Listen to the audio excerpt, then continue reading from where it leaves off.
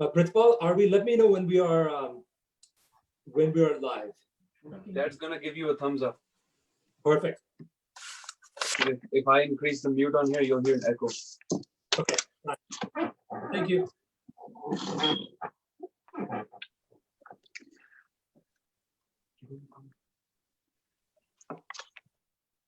Vaheguru Ji Ka Khalsa, Vaheguru Ji Ki Fateh.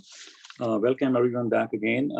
This is our weekly webinar series that we're doing for COVID-19, how to stay well and safe in this unprecedented time. And all credit goes to United Sikhs for doing all the work there in the grounds, and they arranged us as a medical panel, doctors panelists to come up with the some advice for all the viewers. And we recognize that we have viewers all over the world now, including all the way to India, so from US. And we are getting a very good feedback, and we really want to appreciate all the time you and the blessings and the feedback you're giving us, so we can improve our next series coming up. And I think so far we have covered quite a bit on this, including what are the symptoms for COVID-19 disease, how this virus spreads, how this is affecting everything. So today we are taking a little bit different approach on this. We as frontline workers, as doctors, nurses, and others volunteers, today we have on our show, you will meet two panelists. One is an ICU intensivist, board certified critical care doctor, and a ICU nurse. They are actually seeing these patients every day in ICU. So I think it'll be a different experience, see how they are taking it and how they are living in their life with it. So my goal today is just, I'm gonna, and today Vishwajit Singh will be doing the moderation. My goal today will be just to introduce the whole thing, how we're doing it, and just to talk about a couple of minutes about the where we stand today. As we all understand, in this whole globe right now, we have over 7 million cases. And there are definitely areas which have gotten better, including China and Korea. And now US actually also had some flattening of curve. And I want to go over that detail a little bit. But there are other new cases coming up in India, Russia, Brazil was very hot a few days ago. So it's pandemic is, this pandemic, like we discussed last time, is two kinds: a social pandemic and a medical pandemic. Social pandemic wise, people, and it's affecting everyone's life. It's affecting financial life, economical life, it's affecting social life, social distancing and all that. So everywhere we are seeing some effect, some way or the other. And some people are more vulnerable to the effects, some are less, but it's affecting everyone. Having said that, with the 7 million plus cases, and it's evolving, and in US we have over 2 million cases now. In US we have over 114,000 deaths. In US and whole world we have 427 deaths now. And the number is large if you compare with the what we had 3 months ago. I want to remind everyone, our viewers, that first case of this disease was reported back in December 31st, 2019. And the pandemic was declared on March 11, 2020.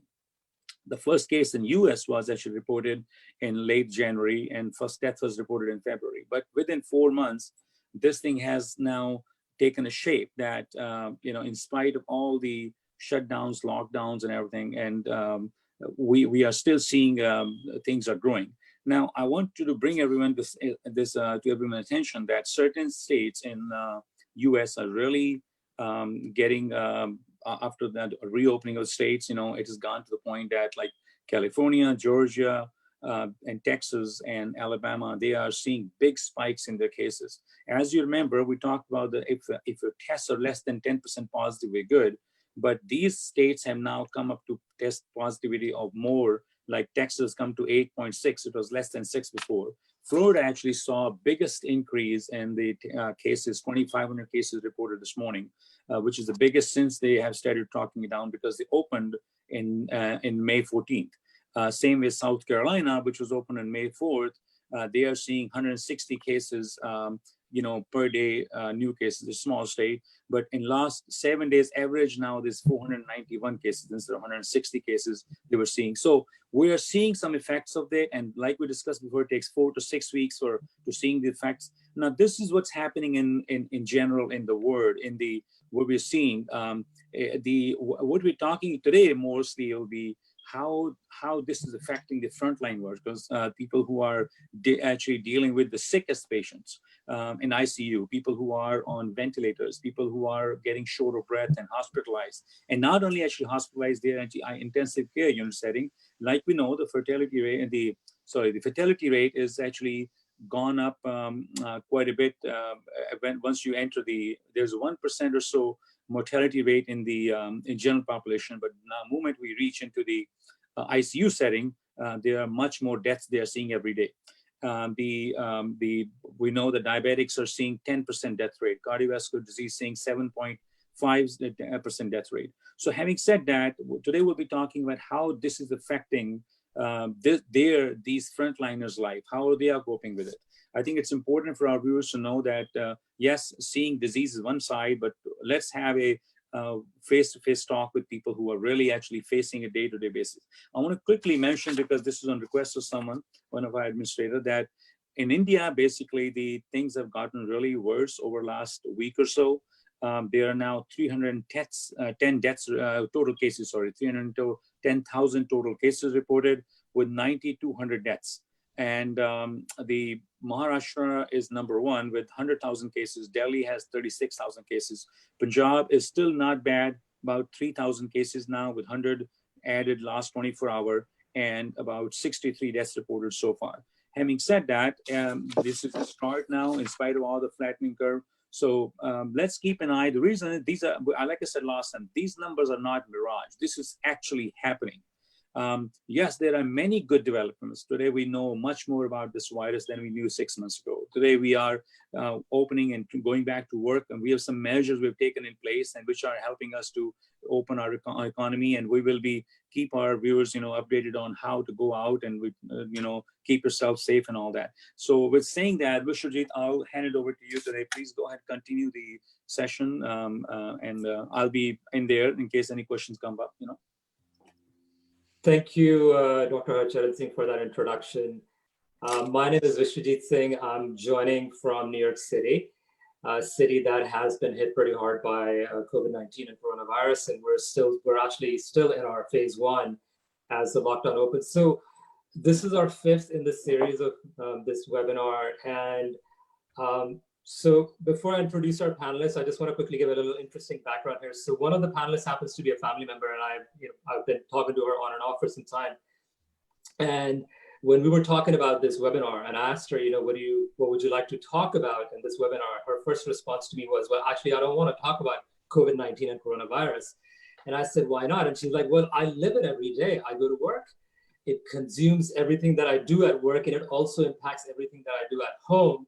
And I want a break. I don't want to talk about it. But then so I said, okay, I totally understand it. That is exactly what we should talk about, because I think a lot of people who are not in frontline workers, essential workers, we've seen news items. We know kind of what physicians, nurses, everybody who works in the front lines goes through kind of, but we don't, unless you live with somebody who's going through this, you just don't know. So having said that, we are going to sort of shift, as Dr. Harcharan Singh said, this conversation from numbers to prevention to perhaps treatments, data, and we're going to talk more about people who are really battling it every day and how it impacts them. So on that note, I'd like to introduce our panelists. So we have 2 panelists who happen to work in the same hospital in Riverside County in Southern California. Dr. Kanwaljit Kaur Makan, who is a board certified physician. She is a pulmonary critical care and sleep medicine specialist. She also gets to work in the ICU at our hospital every few weeks. And along with her, one of her team members at the hospital is Shabana Ahmed, who I will be calling Bana. That's what she prefers. Bana has been at the hospital for many years. She is a nurse who gets to work in the medical intensive care unit. So she gets to spend a lot of time, more than even Dr. Kanwaljit Kaur Makan, working with patients who are impacted by COVID-19. So thank you to both of you for taking time on a Saturday on your free time that you probably prefer not talking about COVID-19, but thank you very much for humoring us. And I think this is a very, I feel, much needed conversation. Thanks to you for being frontline workers, essential workers. So on that note, Bana, well, this is a question for both of you, but I want to start with Bana. How has work life changed for you since this pandemic started? So it's a different kind of stress now. We have a different workflow. We have to worry about things like how many masks do we have for a day. At baseline, our unit was already pretty stressful, but we knew how to deal with that stress. We were prepared for it. We could kind of predict if our patient was crashing, what we needed to do. But now it's just fear of the unknown because these patients present so differently and each one is so different when they start getting sicker. And it's just a different amount of energy and resources and time we have poured into these patients. These are the sickest patients I've ever seen in my short 7 years. And one really difficult thing for us is that we'll see our patients starting to crash, or we realize, we need to get in that room, but you can't just run into the room anymore. You have to be selfish and think about yourself and get your gear on and make sure that you're protected and safe, and that when you go into that room, you can care for that patient without risking your own health. And my coworkers and I, we talk a lot about the stress and anxiety that's taken over us. A lot of us don't sleep very well the night before work. And like I said, it's a different level of anxiety. Dr. Markin, how about you? So the work, as Bana mentioned, in the ICU is always stressful because patients are very sick, and basically their severity of sickness changes within minutes. I'm sorry about that. So when the pandemic started, it was basically learning about the new disease, completely new disease. We didn't know how to treat the disease, how to be taking care of the patients as well as taking care of ourselves. I remember I did the first week of ICU, and during that ICU, while taking care of patients, we were making protocols of how to intubate patients, protocols of how to do bronchs on these patients. And within few hours, we will change those protocols because some more data from Europe and China would come out saying, what was done previously wasn't the right thing to be done. So that was the challenge in the first week of the ICU when the pandemic started taking its roots in California. And since that time, we've gotten used to those new guidelines, we've gotten used to those new protocols, but the challenge still remains. There are no treatments, so you always feel that you're not able to do anything for your patient. Everything is experimental. If you talk about hydroxychloroquine, somebody says it works, somebody says it doesn't work. So what do you do for your patient? Do you use it or you don't use it? So that's always a big, I think, stressful question or stressful thing for my mind. Am I doing the right thing or not? That always comes up. The other thing which always bothers me is that because things are experimental, if I want to do something, if like just last week, I wanted to try another kind of a device on a patient to see if they can breathe better, that constant fear of, is this device going to make my nursing staff more exposed to the virus? So any treatment I want to try, I have to think 100 times of the safety of the people who are providing that treatment, whether that's a nursing staff or a respiratory therapist. So those are the challenges I feel that I'm facing every day during my decision-making process. So, I mean, some of this I'm not surprised to hear, but there's one thing, Bana, you said, and I'm going to revisit it a little later on, but I'm going to say it because you said some of the COVID-19 patients are the sickest patients you've ever seen in your 7.5 years. So to me, that's a little surprising, because I would think you work in an ICU, you see people come in with all kinds of critical conditions. And for you to say that in your 7.5 years, the COVID-19 patients are one of the sickest ever, that just shows the gravity of the situation, because I know a lot of people are thinking, well, look, it's another kind of coronavirus. Maybe it's like a flu. Okay, it's a little bit of a harder, more serious version of flu, but for me to hear that is surprising. But I'm going to come back to that later on, because we have a sort of, I think there's a question that I have later on, which is going to combine with this. So that's something. I have read a lot of articles which talk about what nurses and physicians and others are going through in a hospital setting. We know a little bit less about what happens on the home front. So I want to field this question again to both of you, and Bana, you can start with this, is how has home life changed for you since this pandemic started? I know I've heard, and I've talked to Dr. Makan about this. I know people who have had to quarantine, isolate, but talk about how has your home life changed since this whole thing started and still is in that mode. So side note, my husband is, he was a bedside nurse in the same ICU I work in. So he kind of understands what I'm going through. And we made the mutual decision that I wouldn't quarantine when I got home, because my schedule's all over the place. So I would basically have to quarantine for the last 3 months. So we made a decision that I wouldn't quarantine and that we just wouldn't see anybody. And that's been okay.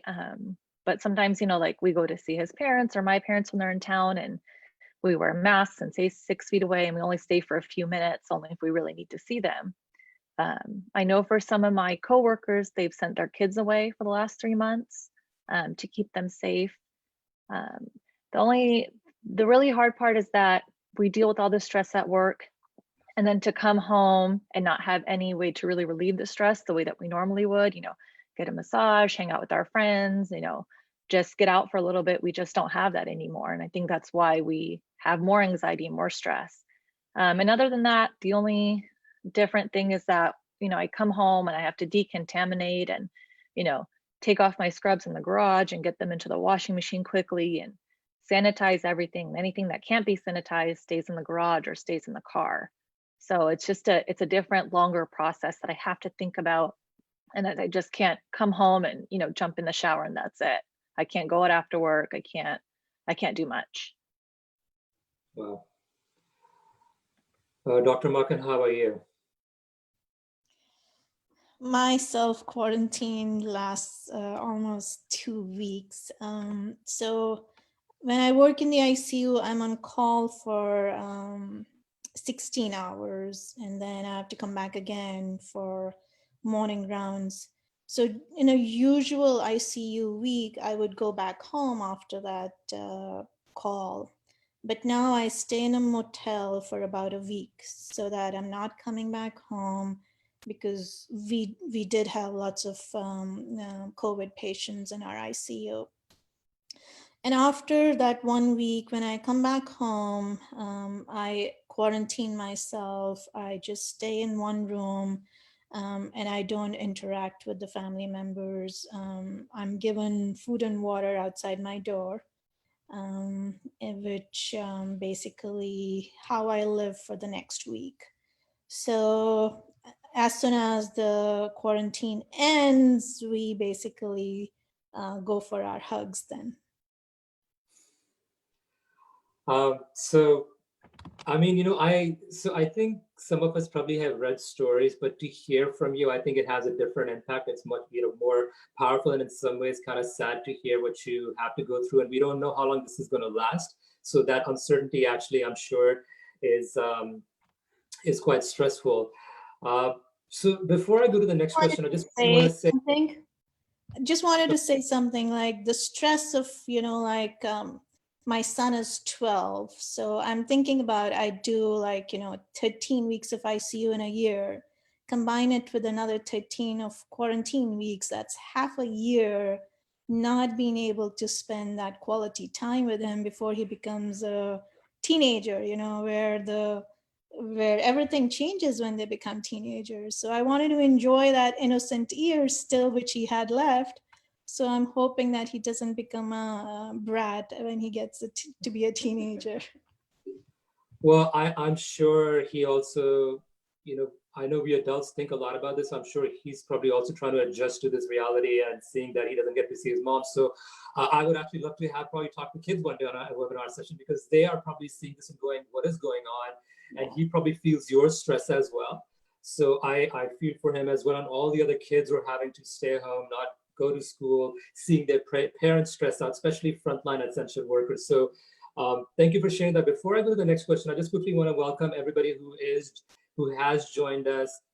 If you have any questions, please put them in the chat. I'll do my level best if we have time to ask those questions of our panelists. Let us know where you're joining from, what city, state, or country. The next question I have is for both of you, Bana, but I'm going to start with you on this. This is a conversation that keeps coming up, despite the fact that we've had more than 3 million cases globally. We've had over 110,000 deaths in the US. What are your thoughts about those who think this disease is a hoax, or more commonly now, I'm hearing a lot, it's just like a flu. Every year, a few thousand people die from the flu. So what's the big deal with this? What do you say to those people? With anything as big as this pandemic, you're always going to have a group of non-believers. And it's not my job to change their mind of what's going on, but only to educate. And unfortunately, I can't prove it's real to them if they're a non-believer until they experience it, or they know somebody who has experienced it. And I just, again, I can't change their mind. So they can read whatever they want and they can listen to what they want. But if you've ever had to watch somebody say goodbye over an iPad while their child or their mom or whomever is dying, and you're standing there holding up the iPad so they can say goodbye, you would never call this a hoax. And as for calling it the flu, it's a completely different disease process. And because we don't know a lot about it, we can treat the flu, we know how to treat the flu, we don't know how to treat this yet. So it's not the flu, it's much worse. Yeah, and I think even in terms of numbers of people who are, it's, the death rate is much higher. And I know we keep hearing that, but I think I think the key word here is if you're not impacted by it, so, you don't have that sense at times. So I think that's, but like you said, there's always a few people who might even, who are going to keep denying it. Dr. Markan, do you want to say anything about this?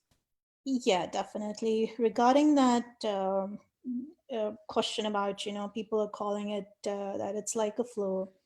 I've been talking to lots of people. I've been in practice in the ICU for almost 15 years now.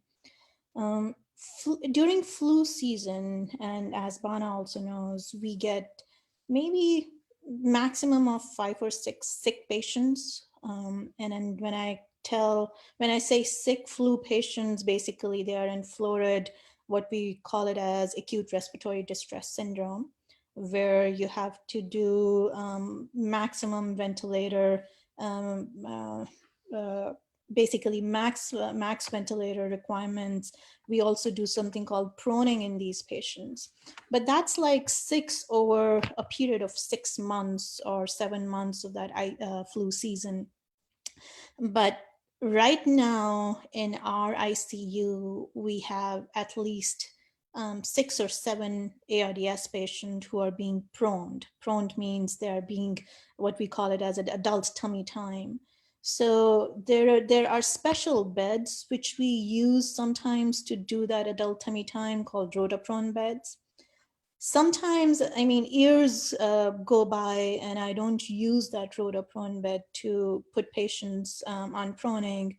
But even right now, we have 3 patients who are on that rotaprone bed, along with other patients, and Bana knows that nursing staff, 6 nurses get into the room to prone those patients at a time every few hours.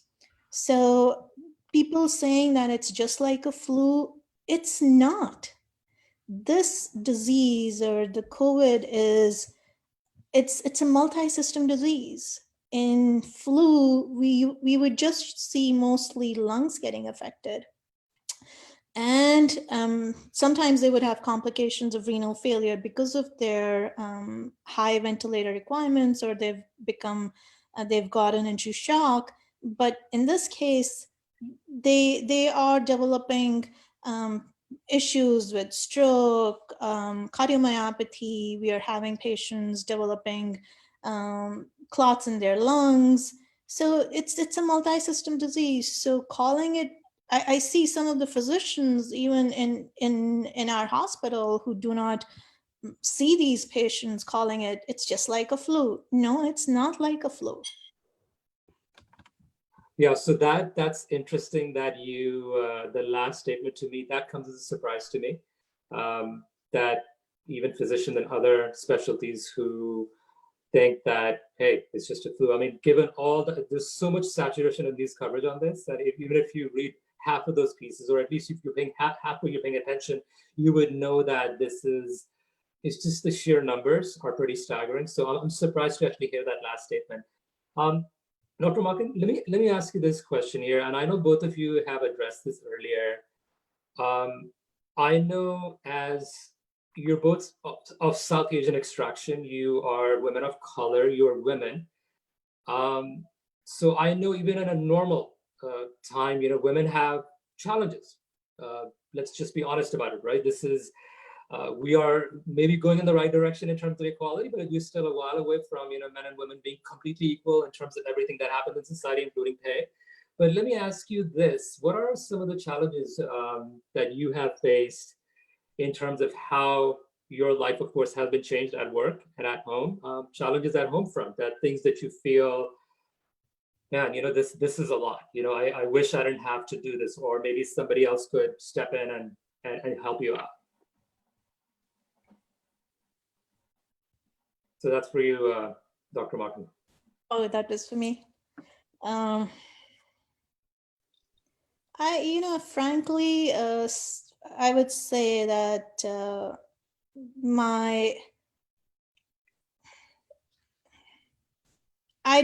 I don't have to deal with issues of any, I would say, racism, or being a woman, or being a South Asian woman being treated differently.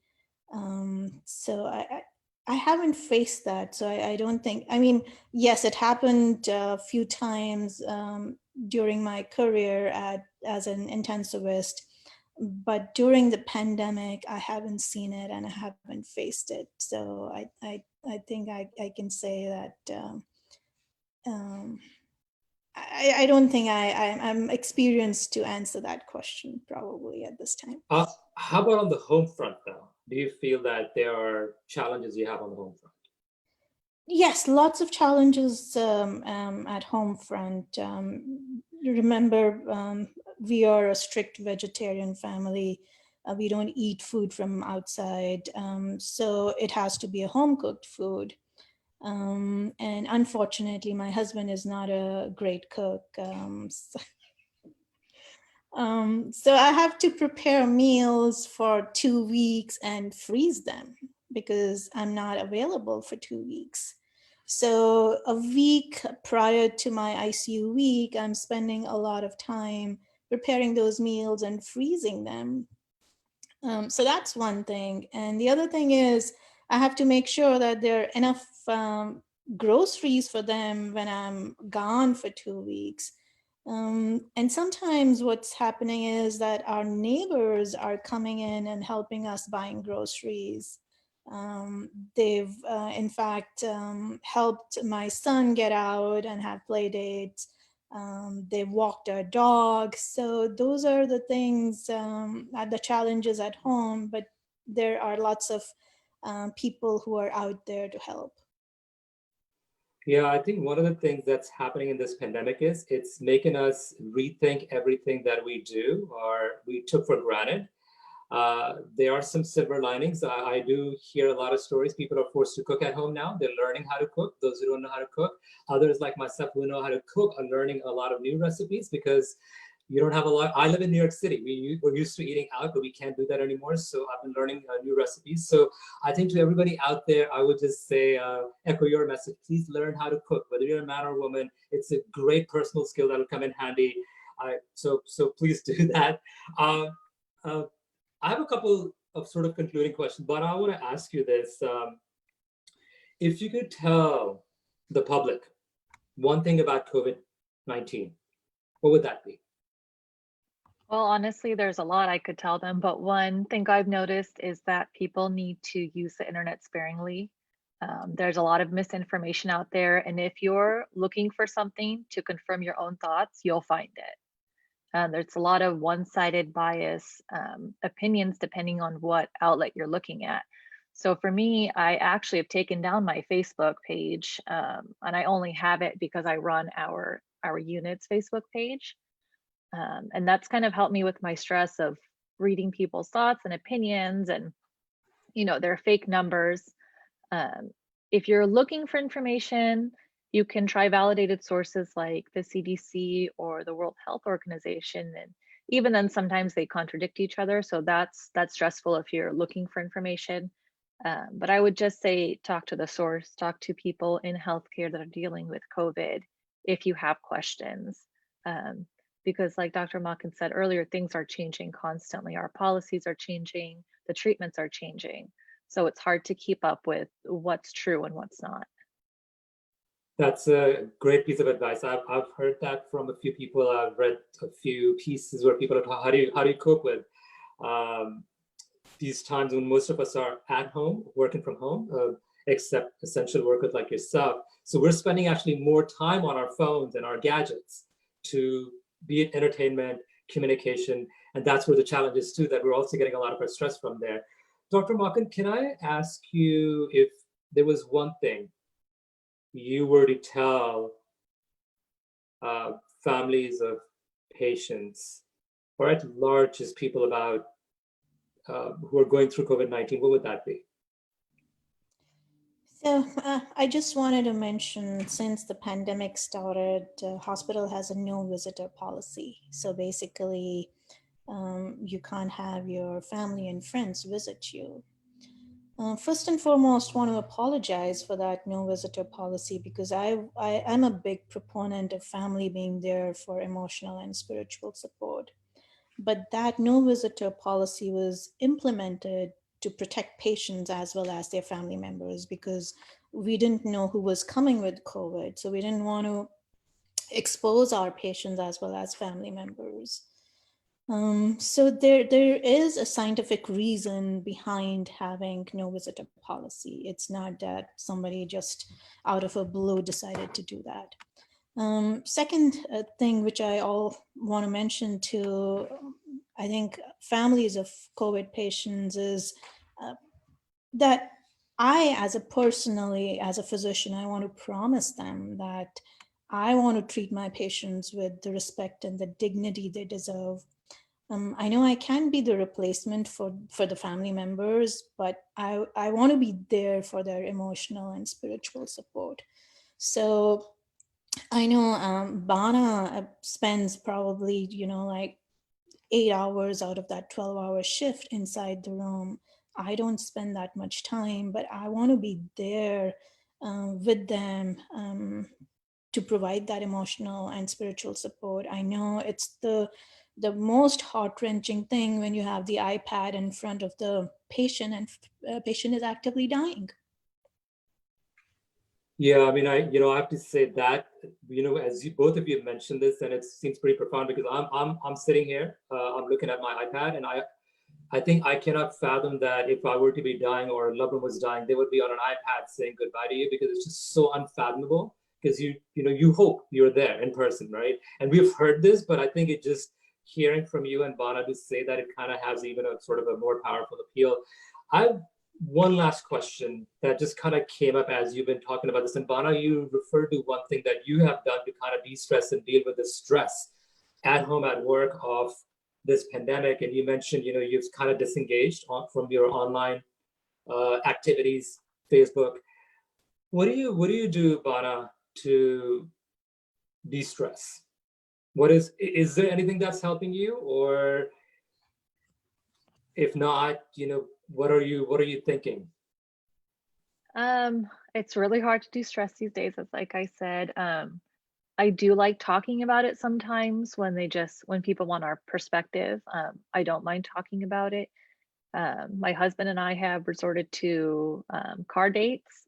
So what we'll do is we'll find someplace that we want to eat. We'll get the food to go and we'll hang out in the car and watch TV and talk. And that's just kind of our way to get out of the house, but still be safe. Him and I spend a lot of time together.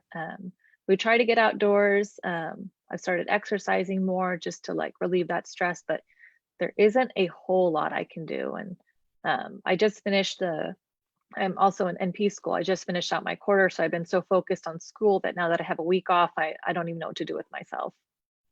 Wow. Dr. Makan, what do you do to de-stress? My main thing which I do it is I sit down and watch Netflix series with my son and with my husband, spend hours spending those Netflix series. And I think just the last week when I came out of quarantine, or a few weeks ago, we watched Harry Potter for like 7-8 hours together. So we watched all those movies together. That's our biggest thing. I mean, staying indoors, and now my son likes to play ping pong. So getting a ping pong table, and probably will be spending a lot of time on that too. All right, so final question. What can we, so we as in, it could be family members, could be strangers, right? Some of us are hearing your story. What can we do for frontline workers like yourself, essential workers who work in other fields? What can we do to, show maybe a token of appreciation, or maybe something, a gesture that make you go, you know what, that's good. Here's a stranger or somebody I know who hasn't checked up on me. What can we do? One or two things you can mention that hopefully, people listening in can say, hey, maybe I should start doing this. Bana, would you like to? Oh, okay. I'll start. So one or two things. The first thing you can do is stay home. I mean, that's the easiest thing to do. I can't stay home. I don't have a choice. Unfortunately, I am essential. And while I'm grateful that I have a job, it's hard to watch other people going out and just ignoring all the requirements put in place. The other thing you can do, which makes nurses always happy, is you can feed us. You can donate directly to our unit. That helps because I can't get to the grocery store as often as I would like.